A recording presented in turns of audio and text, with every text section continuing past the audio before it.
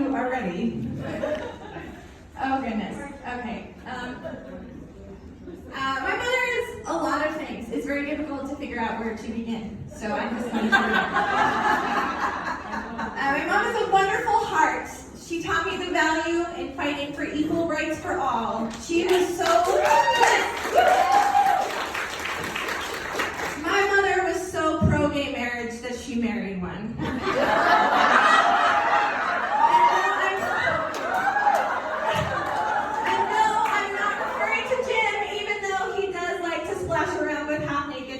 Sunday. Water volleyball. My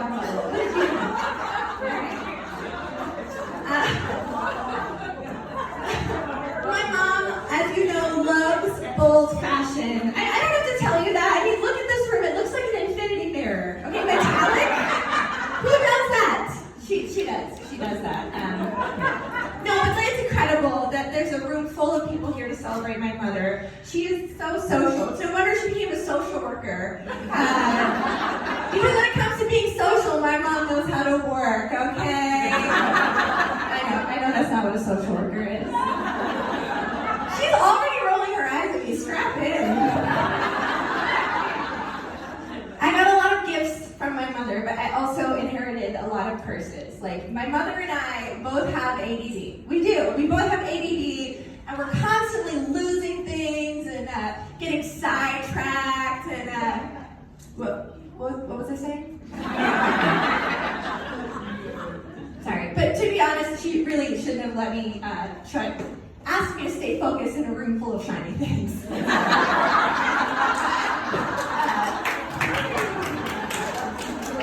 She helps me a lot, because sometimes I forget to tell certain members of my family some things, right? But most of the time when I go to tell another member of my family something I already told my mom, I don't have to. They already know. And so does probably half the women in this room probably already know. The loudspeaker effect. My mom is very good at that. She's also very good at artistic nature, as my sister mentioned, and creativity. My mom really is an artist. You all know, and you've got experience with this. She does amazing glasswork. She creates beautiful pieces. But did you know that she also paints every day? Every day she wakes up and she paints. She's so dedicated, she even uses her face as a canvas.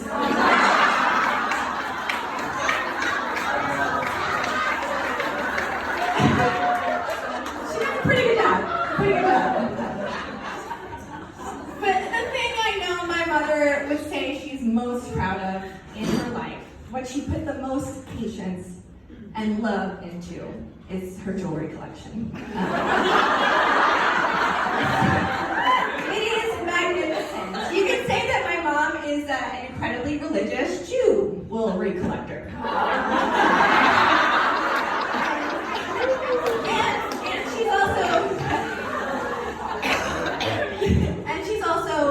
With an emphasis on the ish, because she's the kind of Jewish that celebrates Christmas too, because her real religion is consumerism.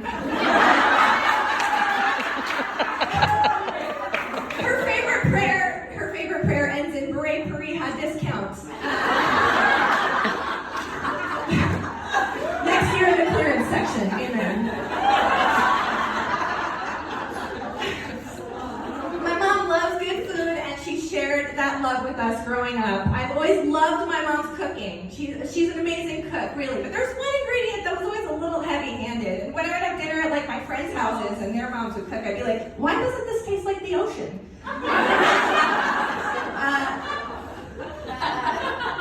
We went to Chinatown growing up for a lot of the salty, greasy, good stuff, the kind they only keep in the basement. My mother taught me how to suck the snails out of shells when I was a little kid. And once we were in temple, and the rabbi asked all the kids what their favorite foods were, and most of them said cookies and cake, and I yelled shrimp. I yelled shrimp because it's true, because my mother exposed me. I didn't know that it wasn't kosher. And to this day, everyone laughed at me, and to this day, I'm still confused as to how shrimp is not the most Jewish food there is. Okay. But Judaism was a pretty big part of our lives growing up. We spent every Yom Kippur reflecting on ourselves in the mirror, trying to figure out what to wear to the high holidays.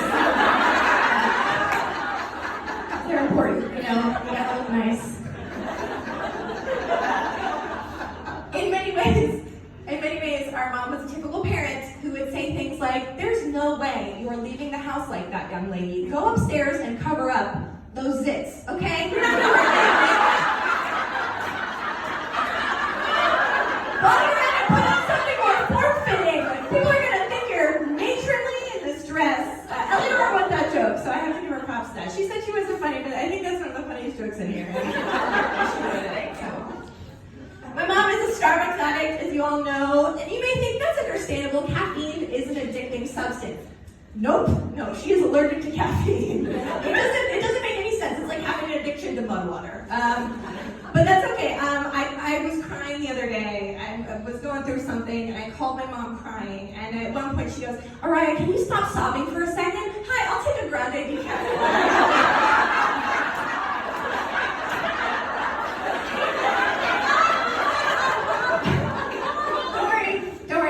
Once she got her drink, I was allowed to stop again. But being on the phone with my mother is always an interactive experience. She really makes you feel like you're there with her. Whether you catch her shopping, which is often like, should I get this for the girls in medium or large? Or you're chatting while she's driving. Do I take this exit or the next one? I don't know, Mom, I'm not serious. But that does sound like something she would name one of her daughters. I mean, if it ended in but then Syria is already in place, and so that's just weird. But that brings me to our names. This is another sign of my mother's creativity, but also something that was very difficult to grow up with. My older sister is Kiara.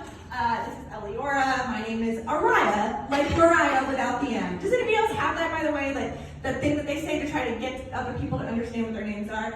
Like the thing I've said most in my 30 years on this earth is like Mariah without the M. I've had to say that sentence every time I've met someone. My entire life I've been called Ariah for people just reading it off the page, and I don't like correcting people, so I just don't. Call me whatever you want. One coworker of mine thought my name was Zariah because he wouldn't even call me on the interview. He'd be like, "What's up?" And I'd be like, "It's Zariah." He'd be like, "Hey, Zariah." I'd just be like, "Hey, what's up? It's your girl, Zariah." I should have just been like, "What's up, Blaikel?" Anyway. So for so long, I didn't know that the robot voice in the Uber was supposed to say your name, because when they drop you off, like let's say it's Sarah, it's heading to drop off Sarah, right, is what the Uber said. Mine would always say, heading to drop off area. So I thought that's what it said for everyone. Like, we're going to the drop off area. That's where you get off. I didn't know. You know how when you introduce yourself and you say something like, I'm Sarah, or I'm Ed, whatever. I can't say I'm Ariah because people are always like, hey, Mariah. The M carries over, so I can't say that. So you have to take an incredibly long pause, like, I'm Ariah. But then people think I'm super dramatic, which, like, I am, but you don't have to know that within the first second of knowing me, like, maybe 2 minutes into my stand-up set, at least. But now instead of that, I just trick people into thinking I'm assertive by just sticking my hand out like a businessman in the 50s. Ariah, sent from corporate, how the hell are you? These are things about my mom gave us the kind of names that sound like they could be diseases. And I don't mean that in a bad way. Like, I always thought malaria would be a beautiful child. Like, I feel like maybe like the inventor of the disease just had a baby girl and just like mixed up the papers, you know? And then he's like looking at his poor child like, I guess I'll have to love you just the same, bug rot syndrome. But here are some other diseases that sound like fancy names. Red Cheetos if they're being presented at court. Okay, this is malaria of the house mesquite, and influenza of the Newcastle region with her daughters rubella, salmonella, giardia, and chlamydia. But of course, chlamydia has a scandalous reputation. And so I also think some disease names sound like Greek gods, like, I am tetanus. Challenge me and I will cut you with my very rusty knife. Or my brother will defend me. Try to bed any of my wives and you will encounter syphilis. Anyway, back to my mom. I have ADD, it's from her. Okay, my mom doesn't like when I make fun of her for the way that she speaks, but it is worth mentioning that my sister didn't know that the word LaGuardia had an R in it until she was a teenager. LaGuardia, which is something that I think is, as my mother would say, a little bit awkward. You know?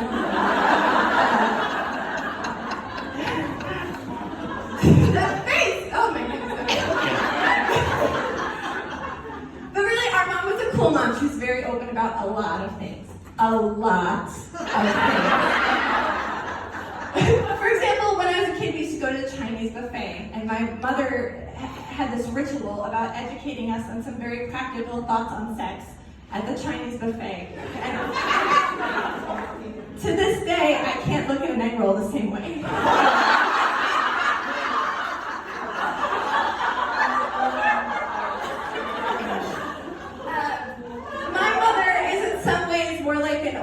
To me. Truly, there were some things I've always felt more comfortable talking to my mom about than my sisters. I mean, my mom dated around at least. My sisters both married the first men they slept with, so who's going to be better at dating?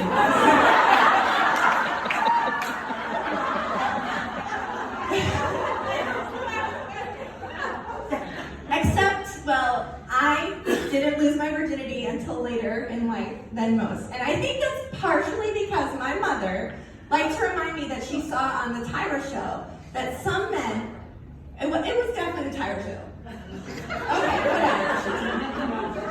Okay, but some men would pay over $3 million for a girl's virginity, okay?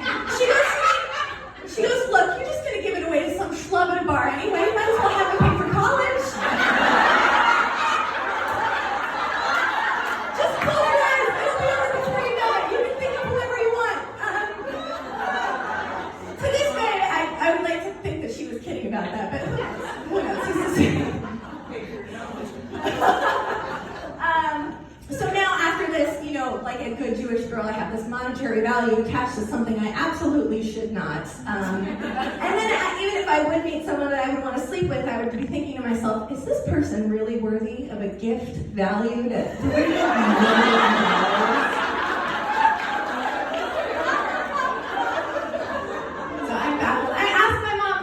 So I asked my mom if I could do that bit, and the fact that she let me share that with you all is just an example of how awesome my mom is. She is one of my best friends. She is the coolest lady. She is so good at making fun of herself, and also just so, okay, all right, well, she's good at letting me make fun of her sometimes. And she really has been such a devoted mother to Mo. So.